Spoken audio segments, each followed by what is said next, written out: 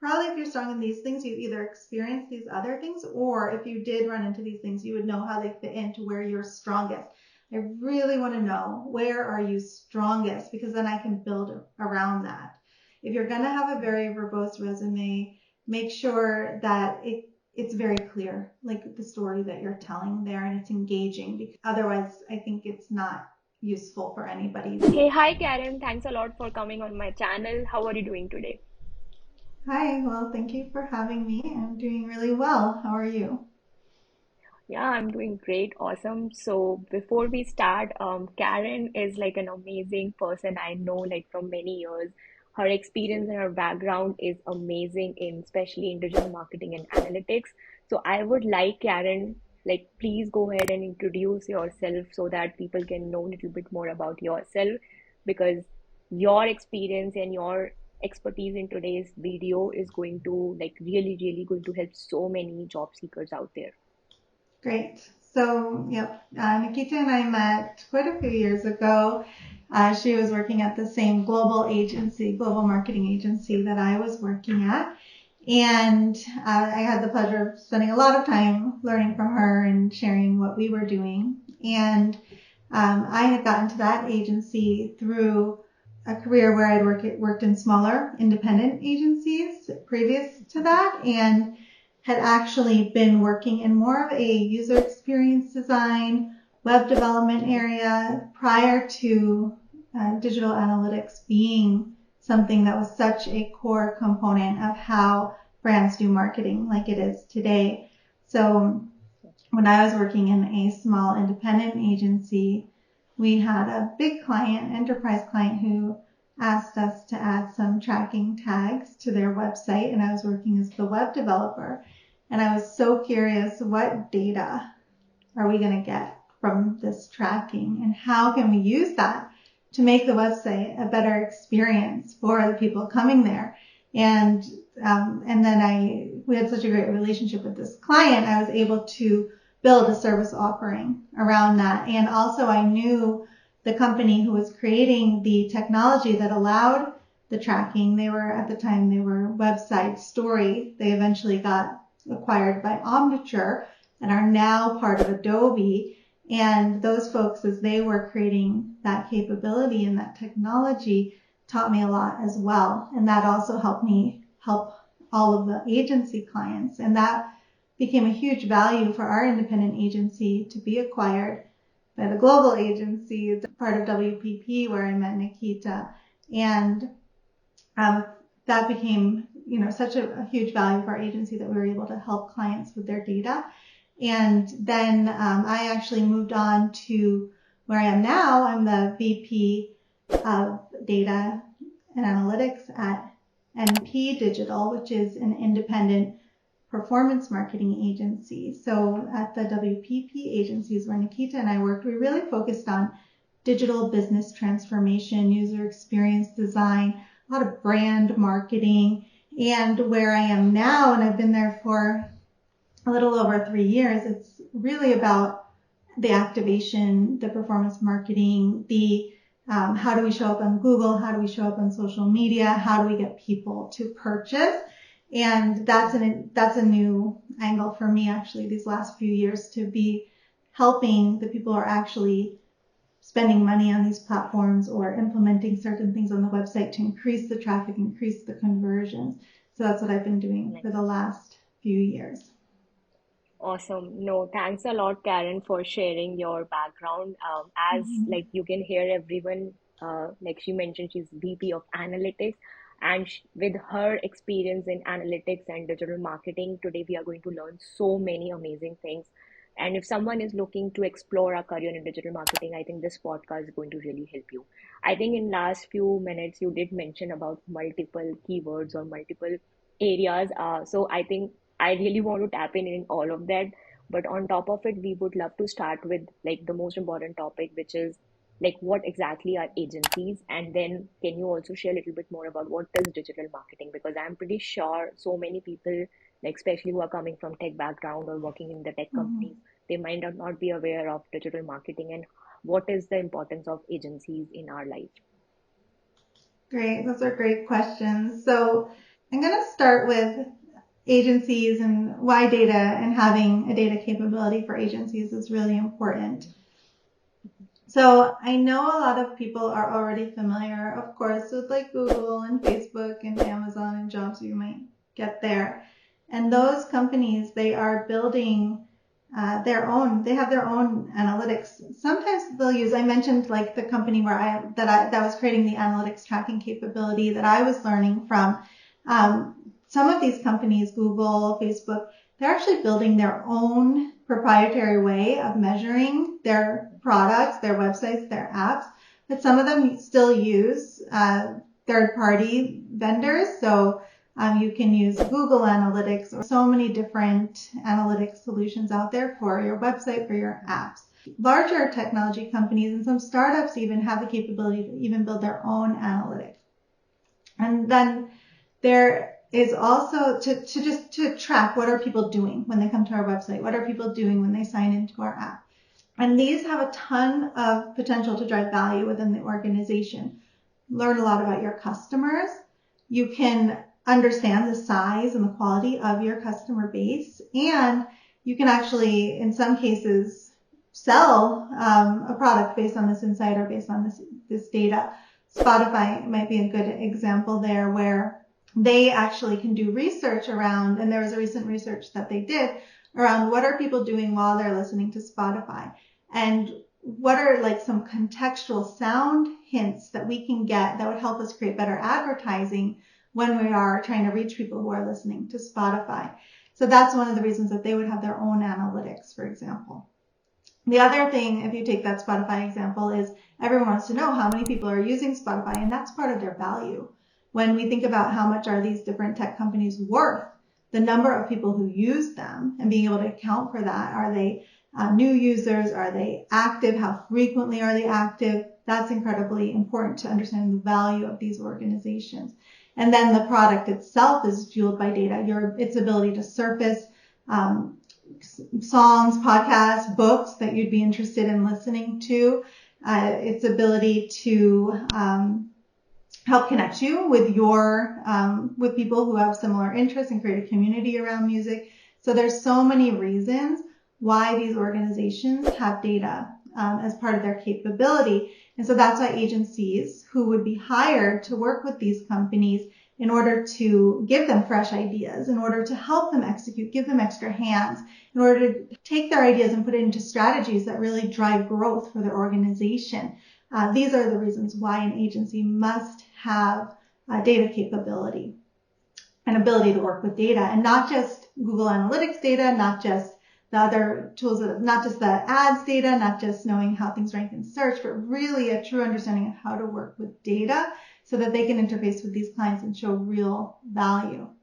When I started, which was nearly 20 years ago, agencies could deliver like their own proprietary tracking. They could put their own tracking tags, their own Google Analytics on their clients' websites and use these to drive the campaign, and even have proprietary measurement and show what was working, wasn't working, in a way that clients they couldn't see it themselves in their own systems. And that model has changed a lot recently. We have to be able to plug into how our clients understand and value their customers, the types of insights they need, their way of tracking revenue. So again, the data and the agency being hired is going to be working on things like understanding how does a client already attribute revenue to different marketing activities they're doing, whether it's doing ranking organically on Google versus paying for an ad on Facebook. How does a company already understand which conversions, which revenue are attributable to which of those activities? And then being able to build a program that plugs into that and drives the needle for that business in the way they measure their business. The other thing that's exciting right now is that we see an evolution in our web analytics tracking tools. Google Analytics 4 is going to replace what's called Universal Analytics, and it's much more flexible, and it has this ability to really harness how a lot of these startups, a lot of these larger tech companies capture event data. They can send that data into Google Analytics 4, so an agency like the one I work at, like at NP Digital, can have a lot of flexibility in understanding user paths and looking at different attribution models and being more flexible in understanding and discovering what different tactics can be used to help drive revenue for our clients, while the revenue accounting and the in-house systems that sometimes agencies don't even have access to can still be lined up because they're both getting the event data from the same place. So the agency can create content, creative ads that use these data that the client have or that the agency is helping the client to create to have much more compelling, engaging, interesting, relevant creative. Awesome. No, thanks a lot, Karen. I think this was like, so amazing to share so many details and information. Like, this is like amazing for people or folks who are actually trying to understand the agency side as well as what is digital marketing. So thanks a lot for sharing all those things. I have a quick question for someone who is actually looking to get a career into digital marketing. Uh, do we need to have like a degree in digital marketing, or do we need to have like something like a prior experience or something, or do you have any other insights on it? Yeah. So the degrees are, if you get a degree, you have a focus in your college, that let you focus on digital marketing. You've taken some courses, you've gotten some certifications. Of course, these things don't hurt. They help you understand what digital marketing is and if it's for you. The other cool thing about digital marketing that might be different from other careers is we're affected by it every day. So when you go shopping, when you're on your phone, when you're on your computer, you're constantly at this intersection of people trying to reach you through digital advertising, and so you can kind of think about like, why are they doing this? So for instance, I love Costco. Who doesn't love Costco?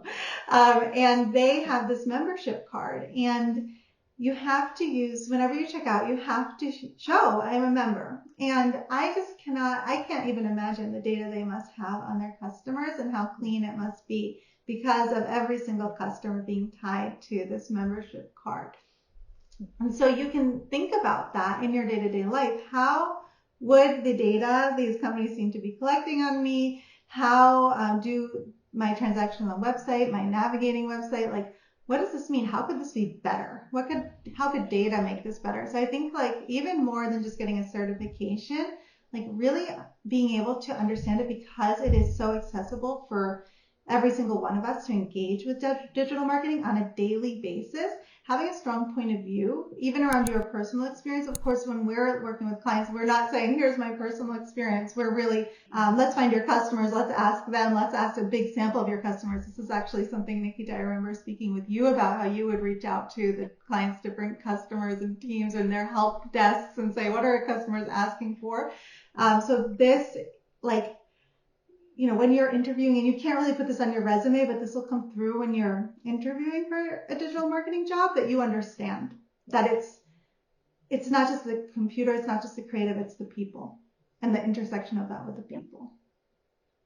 Awesome. No, thanks a lot for sharing. I think you did briefly mention about resumes. So, as an hiring manager, as VP of analytics, and someone who is actually seeing so many resumes, I wanted to know like what is the most important thing, and if you would like to share some tips and tricks around resume, like Yeah. specifically for people who are targeting agencies or who are applying for Yeah. like your company itself, what are your some advice or suggestions to them? Yeah. So I think that shorter, scannable is better. I know that candidates want to get all the keywords and mention all the tech and tools and everything, and that is good because we work with recruiters. They're not so involved with the day-to-day. They are comparing the job requirements to your resume, so you definitely want to reflect some of those, but you don't have to have 100%. Like having showing the ones that you're strongest in is more important than listing everything. If you can show like these are the things that I'm strongest in, and then I think, at least for me, I'll assume that probably if you're strong in these things, you've either experienced these other things, or if you did run into these things, you would know how they fit into where you're strongest. I really want to know, where are you strongest? Because then I can build around that. That's one thought. Another thought is around sometimes the resumes are very verbose. It's Mhm. very unlikely that the people that you interview are going to have read, digested, like really understood what you wrote there, unless you're like an amazing writer, amazing storyteller, and you've applied that in your resume. So if you're going to have a very verbose resume, make sure that it's very clear, like the story that you're telling there, and it's engaging, because otherwise I think it's not useful for anybody. Yeah, People might try to read it, but it might just not click with yeah. them. Okay, well, the other thought I have, and I haven't seen too many candidates do this, but in some cases it makes sense, including links to your sample work. We hire people, Mhm. when I think about data, I also include people who are working on the websites, on the apps, to make them look better and work better for customers and people using those websites and apps. So sometimes in that role, there'll be a portfolio. And so, of course, include a link to your portfolio. Some people working in data, it's harder to share what you've been doing because a lot of the data are not shareable, but Mhm. some data you can share, some visualizations you can share, or the way you think about data is good to share as well. The other thing I was thinking of is if you've done a professional video, like the one that I'm doing with Nikita right now, or if you have a presentation where you really kind of set up and explained your work, how you view things, maybe even using like the STAR method, the situation, task, action, result, that would be very helpful to somebody looking to hire you as well. Of course, these are the things that we look for in an agency, and it is a different type of role than something you might find in-house at a tech company, because we need every type in the agency. We need soft skills, we need the hard technical skills. We're looking for everybody, and everybody can contribute in a very unique way here. Awesome. No, thanks a lot for sharing those amazing tips. I think they are going to help so many people out there. I think you, because of your experience and specifically your background in digital marketing, I want to know, like, do you want to share some resources, like for specifically coming from like data side, like any YouTube videos, any books people Mm-hmm. should refer, or someone, like as I said, wanted Mm-hmm. to start career in digital marketing? Because a lot of times it's overwhelming for people, like to Yeah. where to start with, right? Like, so do you want to suggest any? I'm happy to put them in the description section Mm-hmm. so that people can go through it and it will be easy for them to start somewhere. Okay, so a few resources. So I mentioned earlier about this big change happening with Google Analytics. They're moving to a Yeah. new analytics platform, GA4, from Universal Analytics. Google has a YouTube channel, and their product managers who are building this product have been creating videos on how it should be used. I think that's a good YouTube resource. And like I was saying, if you want to have like one strength, something you really know, like go deep Yeah. on Google Analytics. Yeah. If you don't have anything else, like go deep on Google Analytics. If you have something else that might be better that you would know, you should go deep on that. The other thing I wanted to mention is the community. In our Mhm. area, especially in analytics, there are a lot of people who are interested in helping each other. So one Yeah. community that I really recommend joining is called Measure Slack.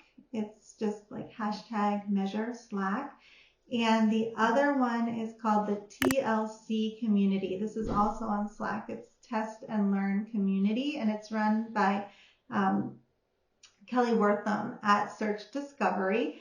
And she Mhm. is doing such a great job. She has the Slack community. She's scheduling webinars with leaders in the test and learn, which is A/B testing, conversion rate optimization.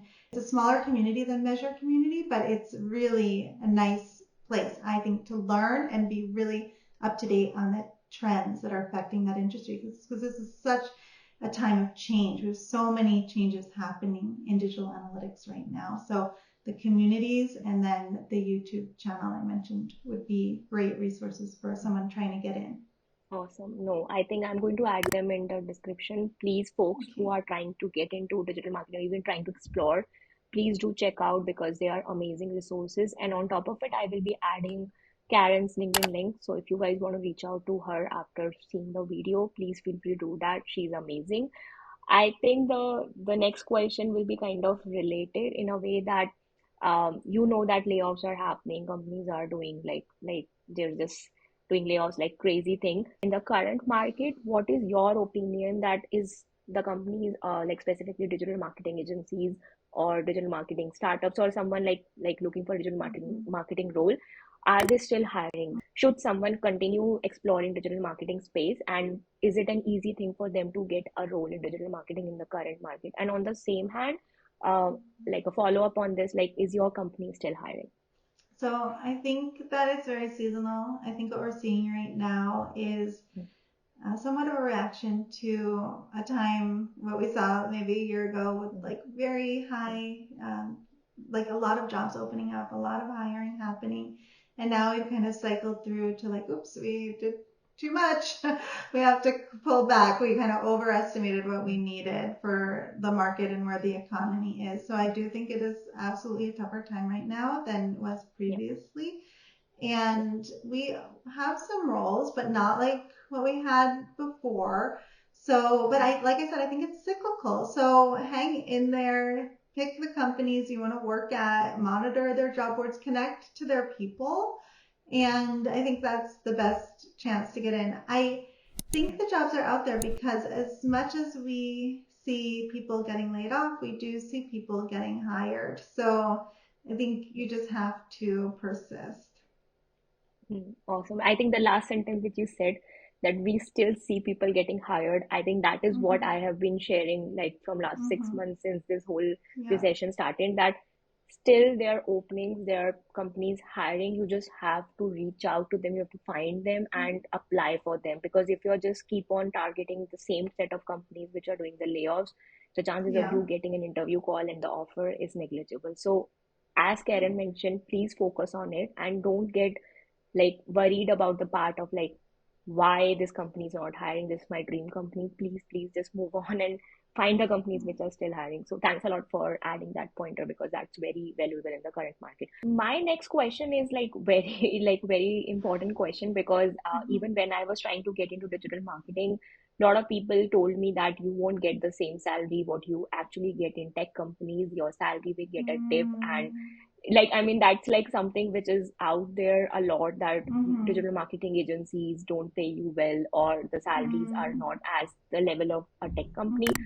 So in that opinion, because you've been working with so many Mm-hmm. amazing digital marketing agencies for last so many Mm-hmm. years, can you share a little bit more about it? Because if it's a myth, or if it's like something which Mm-hmm. people tell out, Yeah. because that kind of makes you not go into these agencies or I these see. companies. Yeah. So yeah, what is your take on it? Yes, I understand that. And one thing that's Hmm. good is, at least in California and some other states, when jobs are posted, they have to list the salary range now.